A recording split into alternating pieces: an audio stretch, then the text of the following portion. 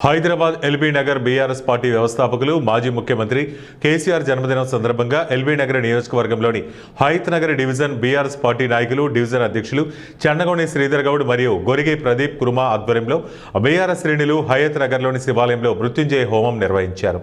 అనంతరం 101 కొబ్బరికాయలు కొట్టి కేసీఆర్ చిత్రపటానికి పాలాభిషేకం చేశారు. అనంతరం ప్రత్యేక పూజలు అభిషేకాలు నిర్వహించి కేసీఆర్ సంపూర్ణ ఆరోగ్యంతో ఉండాలని, మళ్లీ ముఖ్యమంత్రిగా కేసీఆర్ రావాలని ఆకాంక్షించారు.